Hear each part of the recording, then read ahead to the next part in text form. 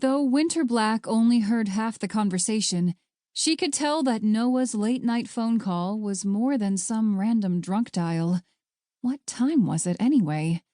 As she watched her friend and fellow FBI partner, Noah Dalton, pace his apartment, his body language was as tense as she'd ever seen it. When he practically growled at whoever had called, she glanced down to her phone and pushed herself to sit. She could scarcely believe the text notification on her screen. The IT department at the Federal Bureau of Investigation had sent her a message.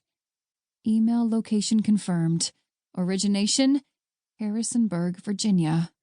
Her heart hammered in her chest as she read the message a second time. Could it be true?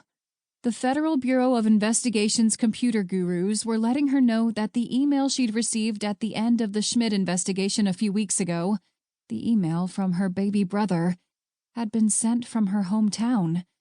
The same town where her parents had been brutally murdered, and the same town where her little brother had been taken from their family home in the middle of the night. Taken by Douglas Kilroy, the preacher. The same man who had butchered her parents in their bed had stolen away with 6-year-old Justin Black in the middle of that horrific night. Then, out of the blue, she'd received an email that read simply, "Hey sis, heard you've been looking for me."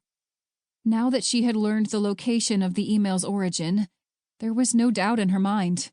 The message had been sent by Justin. To Winter, there could be no alternative explanation. "What do you mean?" Noah's voice jerked her out of the grim reverie. He had paused in the middle of his pacing, and the flickering light of the television caught the silver band of his watch as he rubbed his eyes with his free hand. A tinny voice responded to the inquiry, but try as she might, Winter couldn't make out the words. She tucked her knees up to her chest and leaned back against the couch. She could only hope that the call was unimportant, and that Noah's mounting frustration was just the result of being roused from sleep at such a late hour. As she reluctantly locked the screen of her phone, she kept her vacant stare on the coffee table. She didn't need to be nosy, she reminded herself. If the call was important, Noah would give her a rundown of the conversation when it was over. Forcing her attention back to the television, she combed the fingers of one hand through her disheveled hair. For some reason, the feel of the long strands made her think of her friend, Dr. Autumn Trent, whose deep shade of auburn was a stark contrast to Winter's black locks. Autumn had recently gained her doctoral degree in forensic psychology and had helped them solve their last case. What advice would Autumn give her now? Winter wondered. Would she agree that the email must have come from Justin?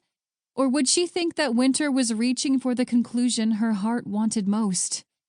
Except, Winter didn't actually know what her heart wanted when it came to her little brother. More than anything, she wanted to find him alive and happy, but in the secret recesses of her heart, she worried about what she would actually find. The boy would have been raised by a monster, after all. Some psychopaths were born, but some were made. Was that her brother? Winter closed her eyes, trying not to imagine how the past 13 years of his life had been. Had Justin witnessed other atrocious acts that the FBI knew nothing about? Other murders where the preacher didn't leave his signature so the boy could learn? Or participate? Had he sat on Douglas Kilroy's knee, listening with rapt attention about how the world was filled with sinners, and how it was Justin's duty to eliminate them all from this earth?